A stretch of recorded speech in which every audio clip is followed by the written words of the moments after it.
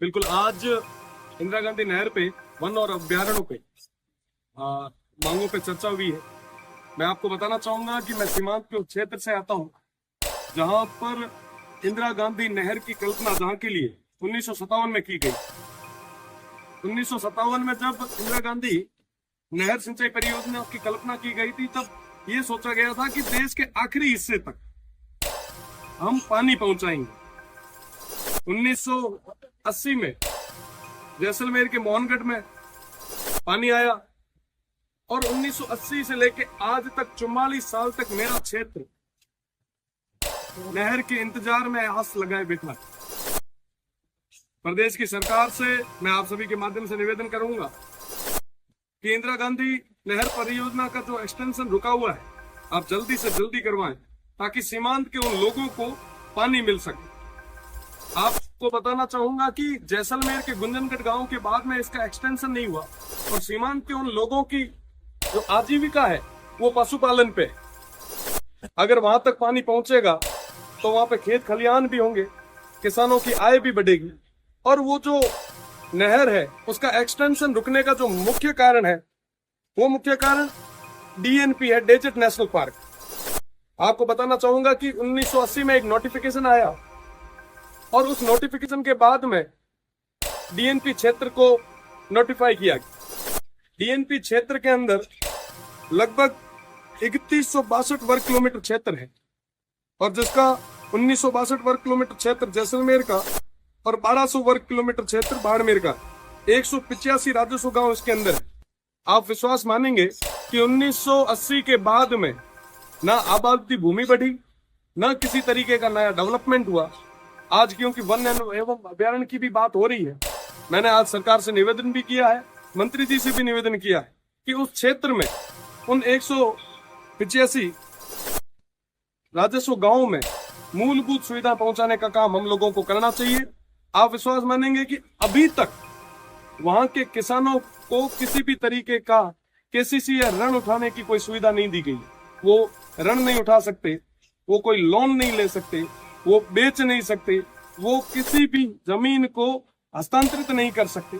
कई सारी ऐसी समस्याएं आगे आ रही है। तो इन सब तमाम चीजों को मैंने आज माननीय मंत्री जी के सामने और प्रदेश की सरकार के सामने रखा है। साथ ही साथ मोबाइल टावर, आप देखेंगे कि साहब एक दिन के लिए अगर मोबाइल टावर या कोई रेंज या कोई जब परीक्षा होती है तो एक दिन के लिए जब मोबाइल टावर को ब्लॉक किया जाता है, इंटरनेट को बंद किया जाता है, तो हमारे युवा भाई खाना पीना छोड़ देते हैं। उस स्थिति में आप सोचिए, आप विचार कीजिए, आप कल्पना कीजिए कि साहब उन लोगों के क्या हाल होंगे जिनके पास अभी तक मोबाइल नेटवर्क नहीं पहुंचा। लाइट की हम बात करें तो अभी सब हाहाकार मचा रहे हैं कि साहब हर जगह कटौती हो रही है। मैं मानता हूं साहब की कटौती हो रही है, पर आप देखें कि साहब उनके क्या हाल होंगे जो 75 साल से बिजली का इंतजार कर रहे हैं। हम पानी की बात करते हैं कि साहब एक दिन अगर शहर में पानी की सप्लाई ना हो तो लोग सड़कों पे आ जाते हैं। आप विचार करो, जहां तक आजादी के बाद तक जहां पर अभी तक पानी नहीं पहुंचा है उनके क्या हाल होंगे। वाकई स्थिति बहुत ही ज्यादा भयानक है। मैं कहना चाहूंगा मंत्री जी से भी, मैंने मंत्री जी से भी निवेदन भी किया कि एक बार आप आए और उस क्षेत्र को देखें। आप देखेंगे कि भारतमाला जैसा प्रोजेक्ट वहां पे जाके रुक गया। नर्मदा और इंदिरा गांधी नहर परियोजना का जो मिलाने का एक जो सपना था, वो मुझे लगता है कि सपना ही रह जाएगा। अगर हमने मजबूत इच्छा शक्ति के साथ काम नहीं किया तो परिवर्तन नहीं आ पाएगा। सब बड़ी भयानक स्थिति है उस क्षेत्र की। अगर कोई प्रसव समय में कोई हॉस्पिटल तक जाना भी चाहे तो दूर दराज तक कोई हॉस्पिटल नहीं है और रोडें भी नहीं।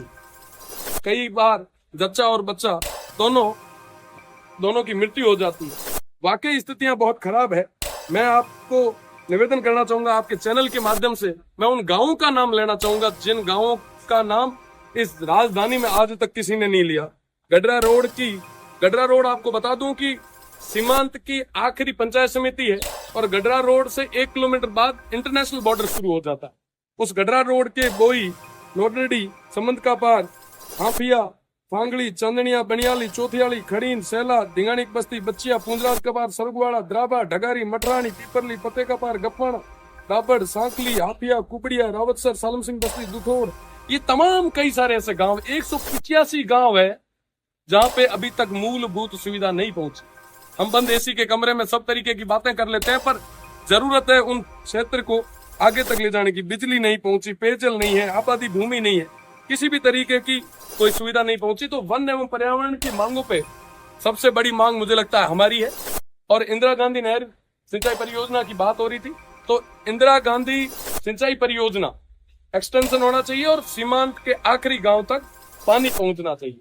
आपके माध्यम से पुनः मैं मंत्री जी से निवेदन भी करूंगा कि एक बार, आप बहुत संवेदनशील है, एक बार आप उस क्षेत्र का जायजा लें और निश्चित रूप से हम सब मिलकर सामूहिक प्रयास के साथ में एक बदलाव लाएं। बहुत बहुत